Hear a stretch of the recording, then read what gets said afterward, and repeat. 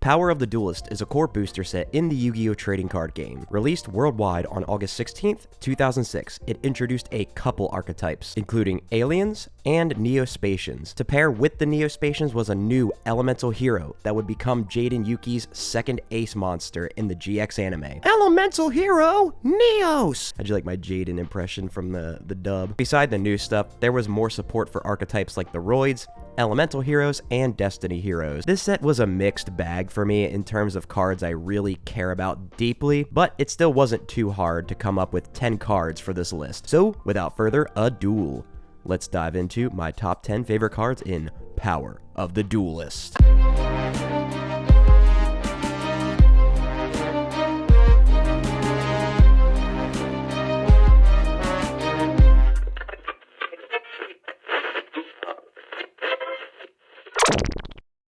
And up first on the list at number 10 is Super Vehicroid Jumbo Drill. Super Vehicroid Jumbo Drill is an Earth level 8 machine effect monster with 3000 attack and 2000 defense, which requires Steam Roid plus Drill Roid plus Submarine Roid as materials to fusion summon, and has the following effect. A fusion summon of this card can only be conducted with the above fusion material monsters. During battle between this attacking card and a defense position monster whose defense is lower than the attack of this card, inflict the difference as battle damage to your opponent. Man, I've always wished the Roid fusion monsters were better. They all were a combination of cartoony and kind of badass, and this one was one of my favorites from around this time. Like, he needs 3 specific materials to summon and can just do piercing damage. I mean, with that Blue Eyes attack stat, he could do some serious damage, but considering Ancient Gear Golem, arguably an easier card to get out, does the same thing and has the extra effect of your opponent not being able to activate spells or traps until the end of the damage step. But the artwork, along with my affinity for the Roid monsters,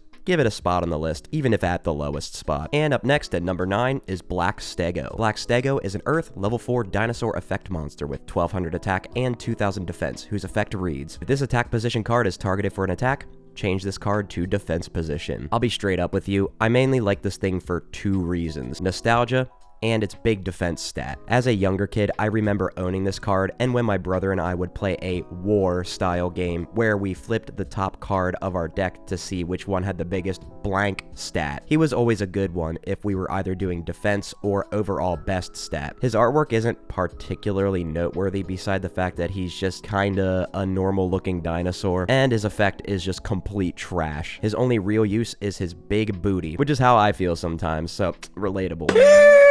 Also, Black Stego looks pretty green to me, but you do you, Konami. And at number 8 on the list is the Paths of Destiny. The Paths of Destiny is a normal trap card with an effect that says, both players toss a coin once. If a player's result is heads, they gain 2000 life points, and if their result is tails, they take 2000 damage. Aw, shit. We're getting into some cards I've actually played in real decks. Well, as real as my type of strategies get, maybe not completely meta. But anyway, if you recognize this card, you're either a Duel Links player, in which so many cards in this deck got hit on the ban list there, or you play the TCG/Master Duel and just love Nurse Burn, and I'm one of those Nurse Burn lovers. You see, if you're not familiar, the deck's main objective is to use cards like either Bad Reactant to Samochi or the eponymous Dark Lord Nurse Reficule to have any effect that would give life points to your opponent to then burn them for that same amount, which is the other part of the deck's name. And this card was a pretty good choice to basically guarantee 2000 points of damage to your opponent. You may take damage too, but no matter what, your opponent is taking 2000, which is a quarter of the starting life points. So this paired with either other copies of itself or cards like Gift Card, which gives, but in this case takes, 3000 life points. You can easily OTK your opponent in one fell chain. I love this card mainly for it being in one of my favorite gimmick decks of the time, even if it resides at a lower spot on the list. And at lucky number 7 is Elemental Hero Neos. Elemental Hero Neos is a light level 7 warrior normal monster with 2500 attack and 2000 defense, whose flavor text says, a new elemental hero has arrived from Neo-Space. When he initiates a contact fusion with a Neo-Spacian, his unknown powers are unleashed. Look, I can't not have an ace monster of an anime protagonist that is also a normal high-statted monster. It just fits into everything I liked about the older game growing up. It's on this list for a few reasons. One, being its iconic status from the GX anime, being Jaden Yuki's second ace monster, effectively replacing Elemental Hero Flame Wingman. Another is the artwork. He's some sort of intergalactic superhero that has cool-ass armor. And finally is just that historically I've enjoyed owning high-statted vanilla monsters. The appeal of the game back in elementary school was mostly on the coolness and the stats, not really the effects, since I really never learned how to duel until high school. All in all, I think Neos, with all of its history and current support / lore, really deserves to make a list of my favorite cards in the set. And up next at number 6 is Destiny Hero Defender. Destiny Hero Defender is a dark level 4 warrior effect monster with 100 attack and 2700 defense with the following effect. During each of your opponent's standby phases, your opponent draws one card. This card must be in face-up defense position to activate and to resolve this effect. Bro, I haven't seen an ass that big since...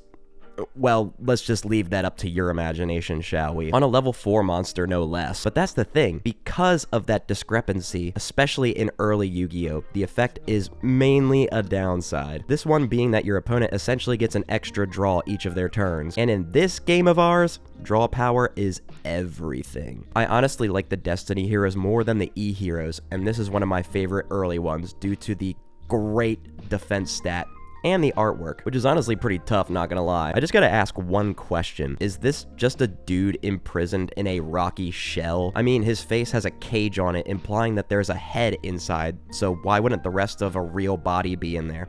Makes you think, huh? And at number 5 on the list is Sabersaurus. Sabersaurus is an Earth level 4 dinosaur normal monster with 1900 attack and 500 defense with this flavor text. This normally gentle dinosaur enjoys relaxing in its nest in the prairies. If it becomes angered, it turns terribly ferocious. You see, guys, this is what happens when you pop the baby. Are you Farfa viewers really prepared to face this parent's wrath just for a little extension? I'll leave that up to the dino players. But beside the fact that Sabersaurus is ready to murder you, I'm pretty sure the thing was actually played in Dino Rabbit decks once those became a thing. Despite being a normal monster, the fact that it was a high-statted vanilla monster was exactly why it was placed in that deck. If it ended up in your hand, worst case scenario, you could use it as a respectable no tribute beat stick. And that's also why I like it so much. The beat stickiness.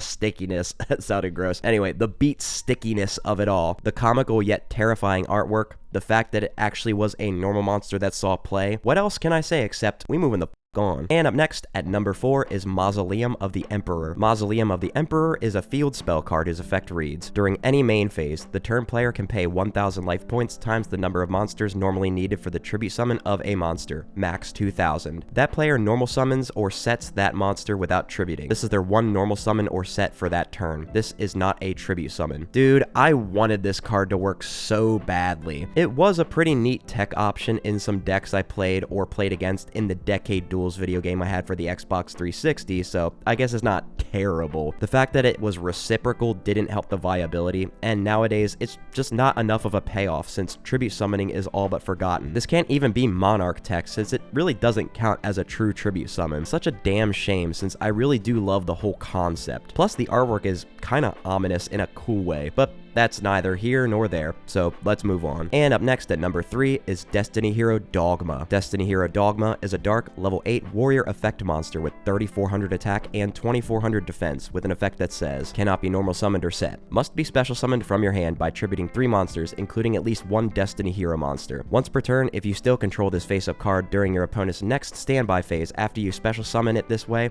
have your opponent's life points. Yo, is this the brother of Destiny Hero Ligma?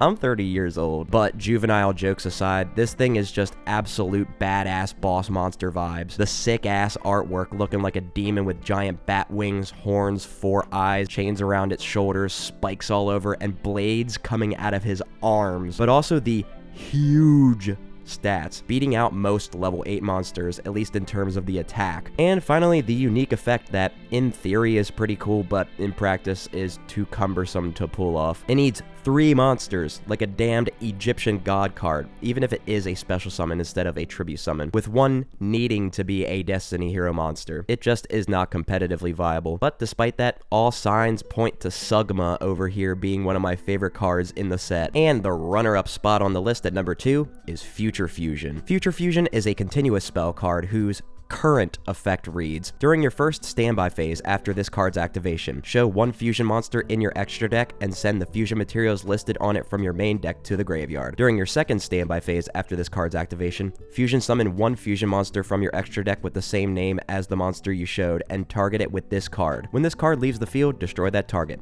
When that target is destroyed, destroy this card. Now, why would this ass card be at number 2 on the list? Well, if you're not too up to speed on the history of the game, this card used to be straight broken. It has since been eroded, and that change completely nerfed this once banned card into the Shadow Realm. And I think this, along with cards like Chaos Emperor Dragon, should have been left alone, staying banned, but seeing retrains to balance out the original. It's too iconic in the game's history. I remember playing this in crappy decks on Decade Duels before it was eroded and it seeming powerful, let alone good decks in the real card game. Even just being able to dump basically any monster from your deck to the graveyard was good enough and would be even more busted today. And that's really the reason it was banned, not for the fusion summon itself. Even early Yu-Gi-Oh! Utilized the graveyard for many things, and there were cards like Overload Fusion and Dragon's Mirror that could use the cards sent to the graveyard to instantly get those fusion monsters out. Plus, the artwork is both trippy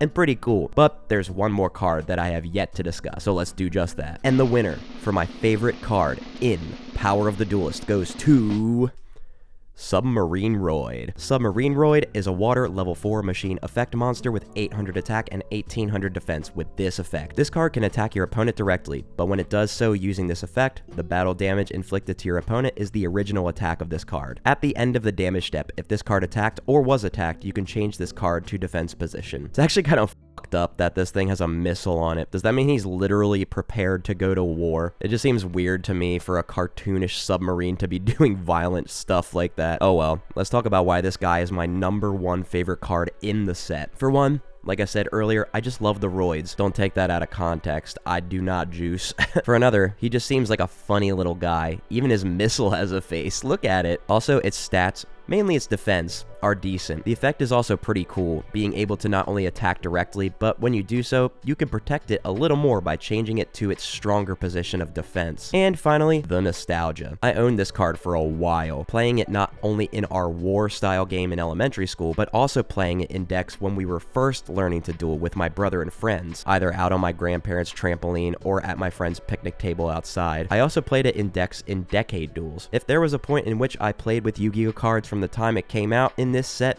you can bet your asses I had it. So I really and truly think it is not only one of my favorite cards in the set, but of all time. Well folks, we've completed another list of favorite cards in each core set. Next up is the wacky and wild world of the weirdest cards. But after that, we really only have one more set in 2006. God damn, did 2006 only have 3 core non-reprint sets? Well, anyway, that's it for my time, guys. Remember to like the video, subscribe if you're new here to become a Scrubscriber, as well as making sure to become a channel member if you can afford it, of course. And make sure to let me know in the comments what your favorite cards are in Power of the Duelist. And I will see you guys next time.